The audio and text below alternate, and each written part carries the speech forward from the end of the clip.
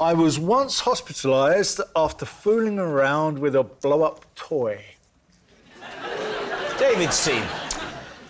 What was the blow-up toy? Well, it was a lilo.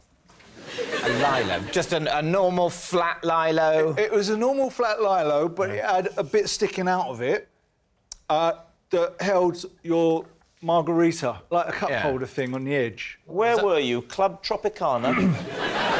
Well, somewhere very similar to that, Ibiza. And I was in the swimming pool, and you know when you put your arms up here on your lilo as you're laying down? Yes. And someone came up underneath my lilo, pushed it over, and my arm completely goes out of socket. It's completely disjointed, sticking out like an L shape. What happened to your margarita? Spilt. How long did it take for your arm to heal up afterwards to get back to normal? Great question, David. Well, I get out and I'm on the side of the swimming pool, and I'm in agony, screaming. Yeah. All the other tourists were trying to name which tune it was that you were singing. Yeah. So anyway, my wife calls the ambulance. Now, the ambulance that comes is one of those really small ones that they have in Spain. So when they try to put me in the ambulance, I don't go in properly. How small was it? Because my arm's sticking out and I can't get through the door. So the guy gets out the ambulance man, and I'm screaming, and my wife is saying, give him something for the pain, give him something for the pain. So the guy takes off his T-shirt, rolls it up into a little ball, puts it in my mouth and says, bite on this. Wow. And I had to bite on his sweaty T-shirt to stop the pain. Did that help with the pain? Well, it just stopped the screaming. How long did it take to heal up? I asked the question again as you swerved it. I had to go to hospital. I don't understand that, but after you went to hospital, how long did it take for your arm to get back to normal so it was fine? I had an operation. My client does not want to answer the question. Once again. I'll tell you what happened. I was in there, and, you know... Tell you what, there's nothing wrong with your knees. I had to have the tendons sewn together. Yeah. And you know when they wheel you into that recovery room? Yeah. And as you wake up, you'll know, as you wake up from kind of anaesthetic, you get really cold, don't you? Yes. So I'm shivering away in bed, and I'm saying to the people in the recovery room, oh, I'm freezing. All of a sudden, this nurse, who was huge, big woman, hears me saying that across the other side of the room, and she hears me saying across the other side of the room that I'm cold. Yeah. Next minute, she comes bounding across, lays on top of me, saying, I'll keep him warm. It was like a terrifying version of Baywatch. What kind of unorthodox medical procedures are going on here? So how long did it take you to recover from this?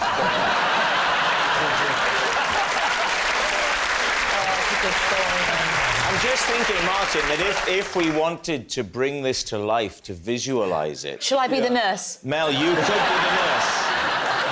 Can I just say, I am only half dressed. I can't reveal day wear. Even to lie on Martin Kemp? Yeah, go on. I'll reveal day wear. So you're lying down. So I'm lying down in Watch bed. your shoulder now, Martin. I'm lying down in bed, Right. saying, Yes. I'm freezing. Very cold. He's very, very cold. Please. I'm freezing. We need a nurse. We need a nurse. We need a nurse. We need a nurse. Take your chance, woman. Get on.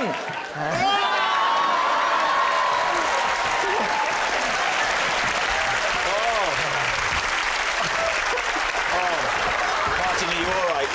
Yeah. Are you all right? So it was kind of like that.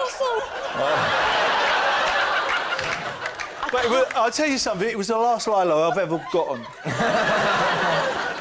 So how long did it take to recover from this injury?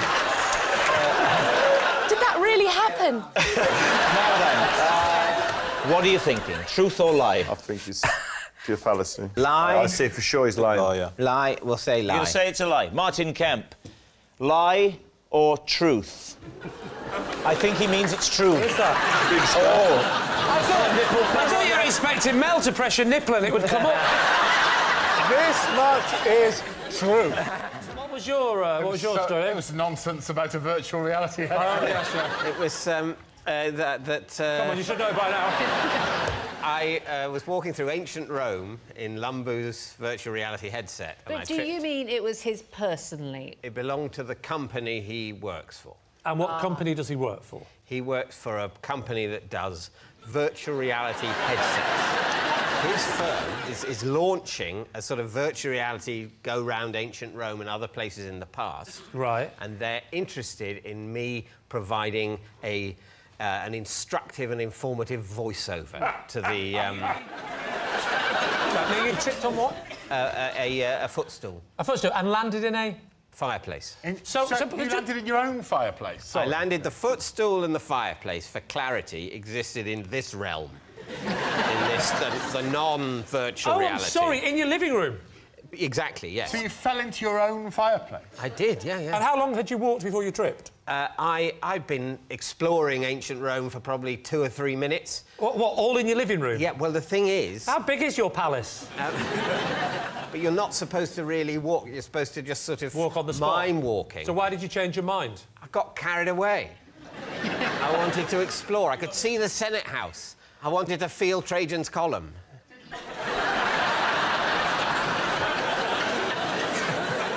Well, hang on. Let's imagine now that you had got the gig.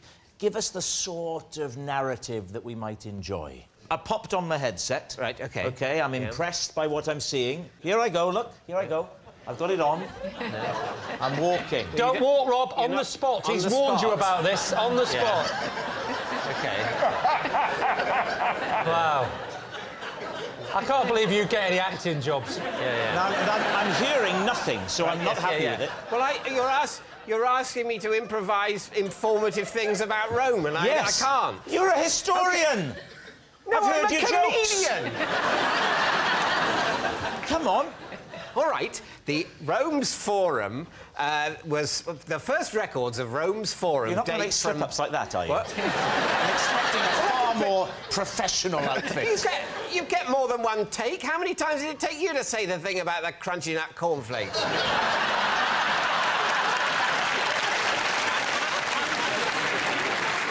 This is Rome's Forum. The first records of Rome's Forum date from, I don't know, 400 BC. I'm looking for accuracy with this, please. That's the person that's writing the script. He'd have a whole script. He'd be in a voiceover booth. Hang on. Claudia Winkleman. This is absolute rubbish.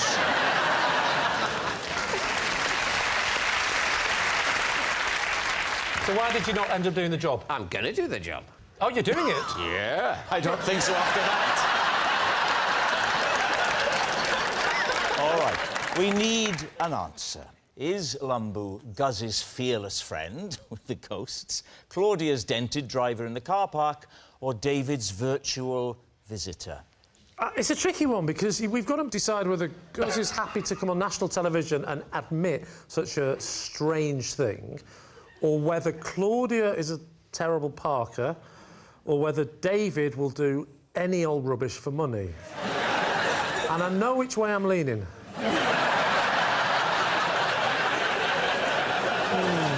What do we think, Lucy? Well, not the ghosts. Not the ghost. No. We're ruling that out. Yeah. They're all terribly unbelievable, but I think Claudia's might be the least unbelievable. I don't believe that there's any fear of ghosts. I think it's Claudia. I think Claudia bumped too. into his car. OK, let's go with Claudia. You're going to say it's Claudia. OK. Lumbu, would you please reveal your true identity? So I'm Lambu. I sleep in the same room as Guz to protect my uncle.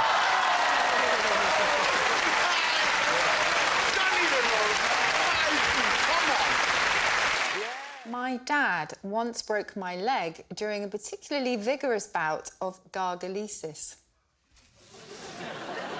Lee, I can guess your first question. So, what does the word dad mean?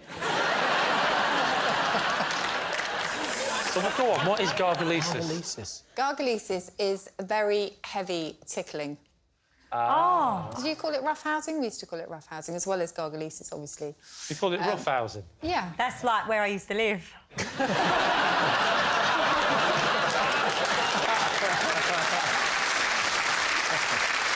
Talk us through the incident, then. How did it happen? Well, I don't like tickling at all. Well, the you heavy wouldn't now, kind, would you?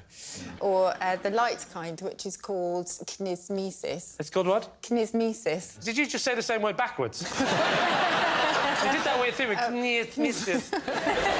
Anyway, gargalesis is the really heavy kind. Are you... Sorry, did your family make these words up for fun, or are these actual words in the dictionary? These are actual words, yeah. Oh, OK. In the dictionary. So, there he was. So there he Your was. dad was tickling you where? On the landing.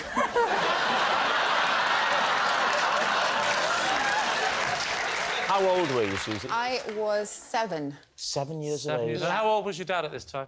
My dad would have been, oh, I don't know. Oh, you forgot you do the words, not the maths, don't you? Do you want to phone Rachel and get back to me? And so I, just because I absolutely hate tickling, was desperate to get away and went to move off, and in doing so kind of left my leg behind. Which leg was it, Susie? It was my left leg, and it's still ever so slightly crooked. Is it? Yeah. You were tapping your right leg before. Yes, it was. That's Oh, what was I? I'm... Yeah, I mean, you do legs left No, I and believe right. it's It my just, left leg. you know. So what do you think, Lee? Is that the truth? This is what might have happened. They might have given her a card with a word on, knowing she's a wordsmith. Yeah. And then she's gone, right, I better give a meaning to this word quickly. I'll say tickling. Well, I'll tell you what. Because Susie was coming on the show, we have got a dictionary. Ah. So... And is this cheating? Are we allowed to do this? I'm allowed to do whatever I want. Susie, would you spell it for me? It's the wrong way up. Would you spell it for me, please? Good job you put those glasses on.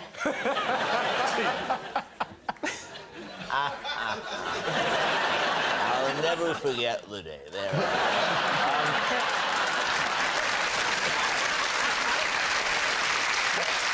How do you spell it? G-A...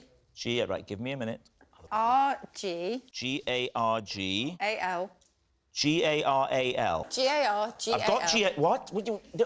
Let me say it. I've got G-A-R, OK. and then... Right. Oh, my God, it's like trying to get my dad to write an email.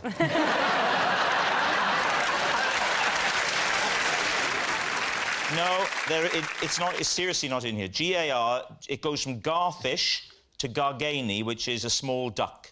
Oh, yeah. OK, so we've got a problem here, haven't we? Because we found out that the word doesn't exist. You said G-A-R-G-A-L. It's a small dictionary. It's not a small dictionary, it's huge. So, what's it going to be? I'm totally confused on this one. I'm a lie now, I think. You're a lie now? Yeah. Why? Well, based on the wrong leg, this strange word, two strange words. Not for me. So we say lie. Well, for me, Lee, yeah. It's a lie? For Lie? me, lie. We're going lie. It's a lie. Susie, truth or lie? It is, in fact... Yeah.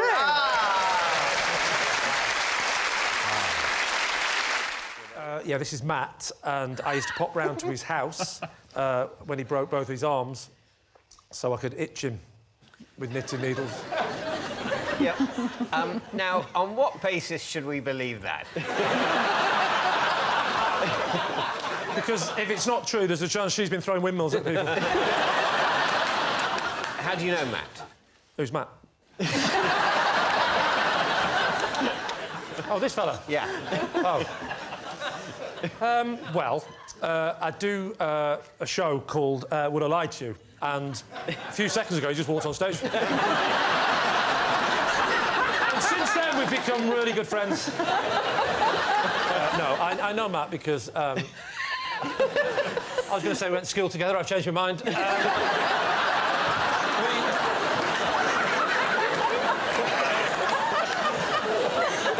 I used to take him to school.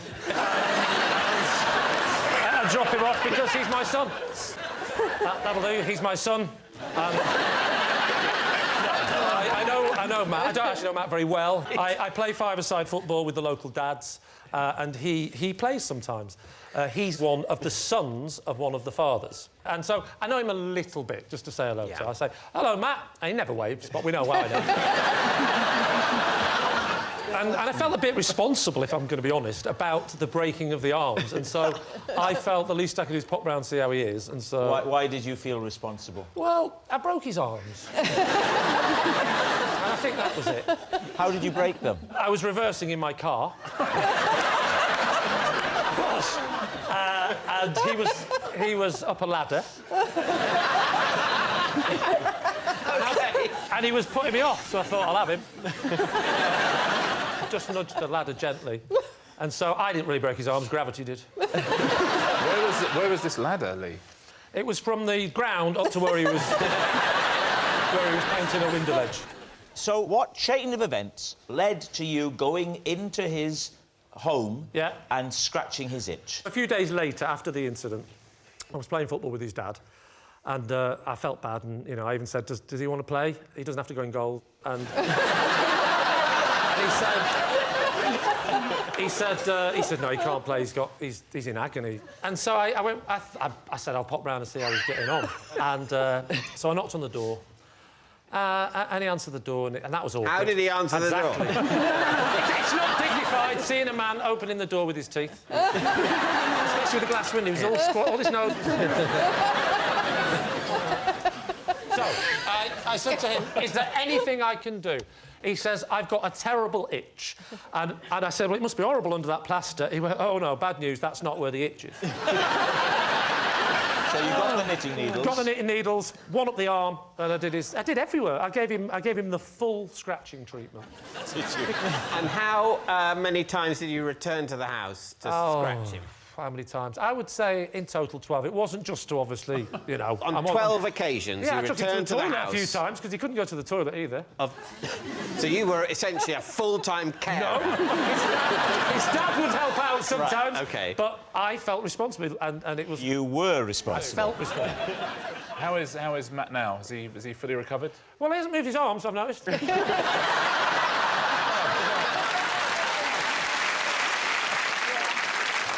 All right, we need an answer. So, David's team, is Matt Joe's pranking pal, Steph's lingerie launcher, or Lee's plastered patient?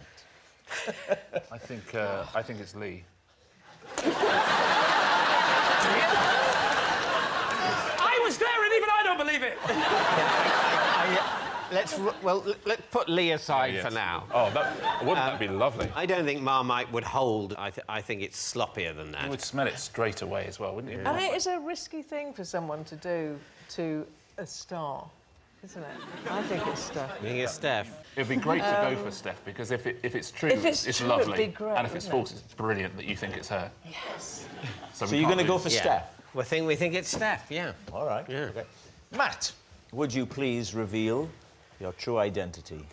I'm Matt, and together, Steph and I, through knickers, with Jennifer Saunders. Right. When I broke my neck at school, all I was given was an aspirin. David's team, what happened? How did you break your neck?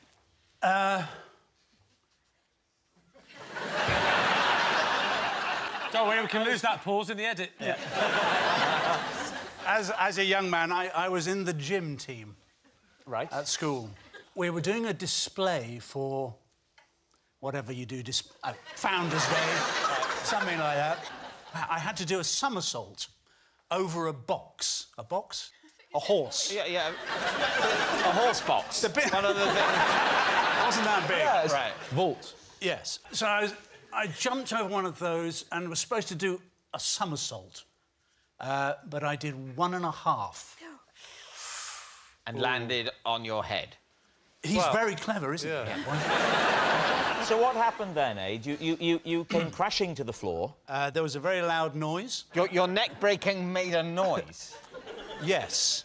Why wouldn't a neck breaking make a lot of noise? That's a good point. Wouldn't you scream anyway? I mean... But the noise would precede the scream. But on the way down, on the way to hitting your neck, presumably you'd be shouting out something like, ah! No, because actually there's sometimes a delay before the pain actually arrives.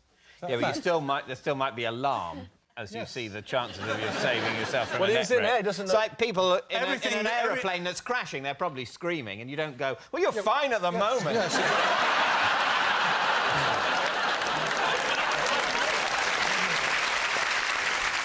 So you've hit the ground, you fall to the floor. What happens then? I was in a great deal of pain.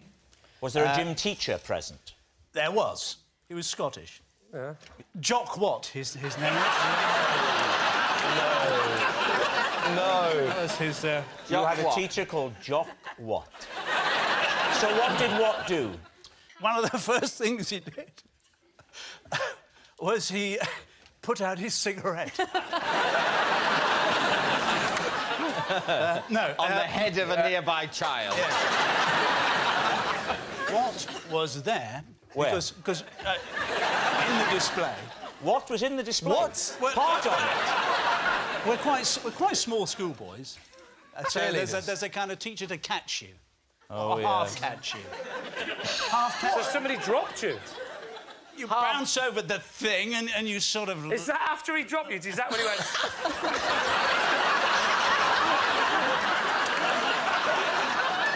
I was carried off the field of display. By what? By...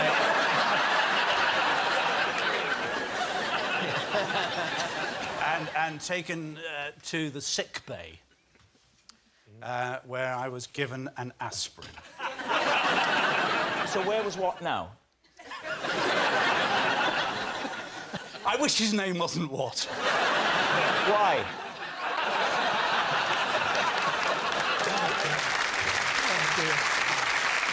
So was it evident to you from the start that you'd broken your neck? No. I suffered a great deal of pain for very many years and didn't really find out about the crushed vertebrae until... Yesterday. Until a few years after. So what are you thinking? Are you thinking that it could be true? Well, the thing is, I've been observing him, as I do, and he doesn't have full movement of his neck. Look at that. How long have you been observing him for, Paul? You see?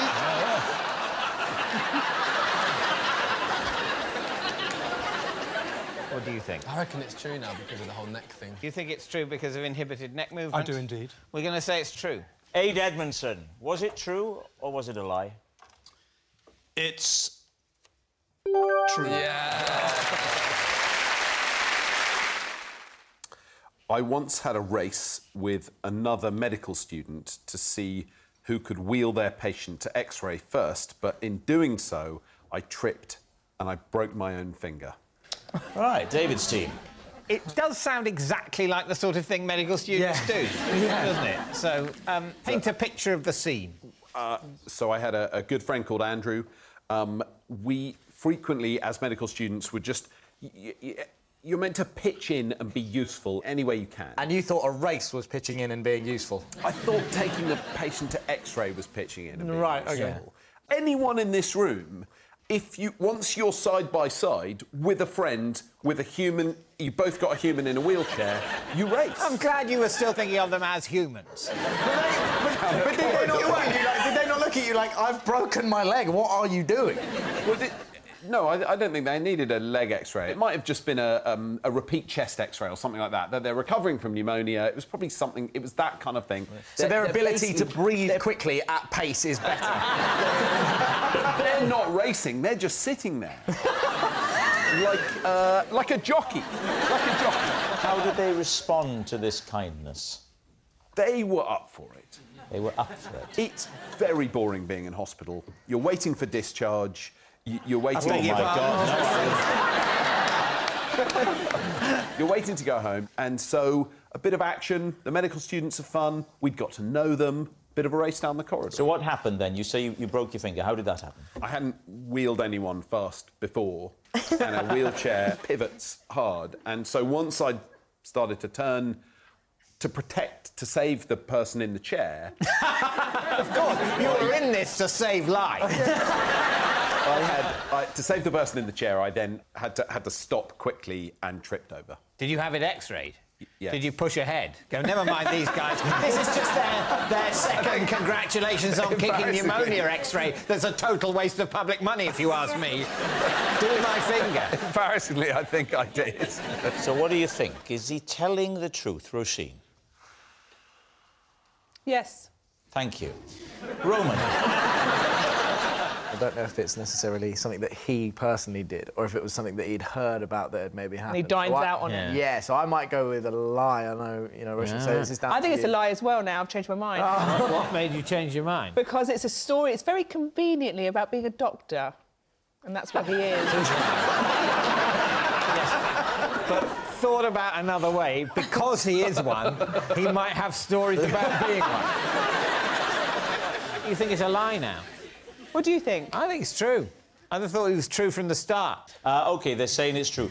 Xand, truth or lie? It is a lie. I once ruined a date when I punched myself in the face. David C. What was the context? We were doing party tricks, and she was doing all these kind of like... She's double jointed, and she was doing all this... Can you be careful with this, because you've already admitted you punched yourself in the face. She was like, come on then, what's your party trick? And I was like, well, I can kind of do this punching thing where, like, I don't actually punch myself, but I kind of, like, move with it, you know, like, but I still get the sound, because I've got a massive neck. Yeah. Show us it, show us it. OK, so it's basically like, it was like that. You know? It doesn't actually hurt, but... Wow. It looks pretty good, right? Certainly, if you're trying to impress a young lady on a first date, you'd be hard-pushed to find anything better than that.